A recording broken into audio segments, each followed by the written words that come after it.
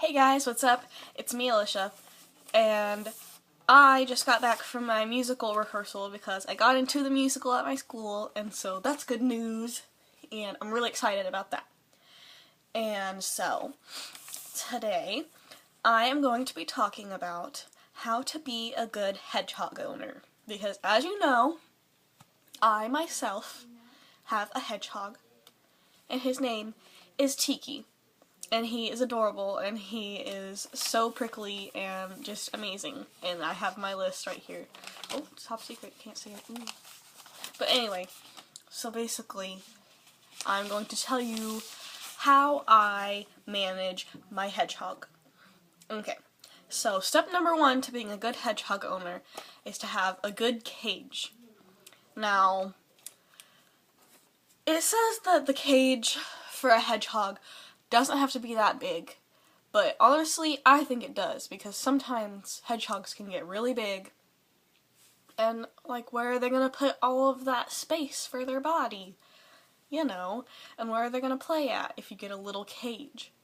And it's very important that they have a lot of room, and that they have a little house in their cage, and so they can hide away in it, and something to like dig in, you know what I mean? Like, if you have the wood chips that like you can put in the bottom of the cage, then use those, and they love to dig in them, and it's so cute to hear them like scraping on the bottom. So yeah, if you ever hear that, that's what's happening. And another thing, step number two, I suppose, of being a good hedgehog owner would have to be to put a wheel in the cage. And a wheel is like the thing that they get on, and then they run around, and it just goes spinny, spinny, spinny. And I think that's important because hedgehogs, you might not see this during the day because they're nocturnal, but at night, you'll always hear them on their wheel, and they're running around, and it's so fun to listen to whenever you're trying to sleep. Just kidding. Get a silent wheel. That's the key to that. Especially if your hedgehog's in your room, then get a silent wheel, and then you won't hear it.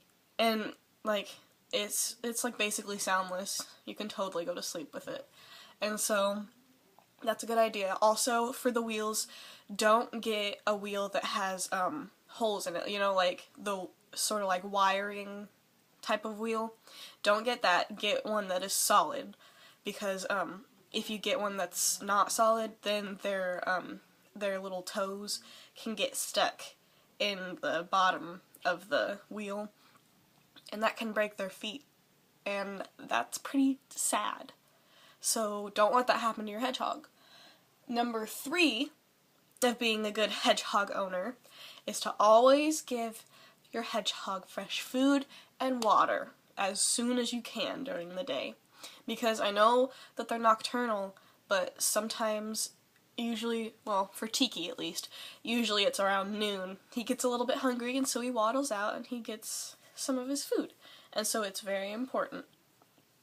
But mainly, like, at night, overnight, because they will definitely eat a lot at night. Because they're just so busy running on their wheels. They just love it. Also, hedgehogs sort of like to play with little cat toys, like those balls that have bells in them.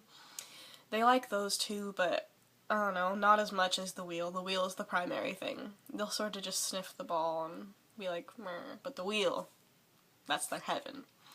Number 4 for being a good hedgehog owner is to be okay with stink.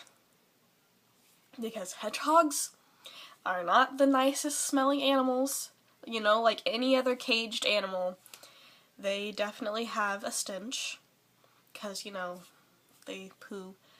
And, they don't show remorse with their stench. So, definitely be okay with that, especially if it's going to be in your room. I personally keep an air freshener in my room, one of those little plug-in ones that sends out the smell or whatever, and it usually can keep it in check. You want to clean your hedgehog's cage every 3 to 4 days, and that's really accurate. I read that on the internet, and I didn't believe it at first because I was like, really, that often? But it's really it's a good timing type of thing.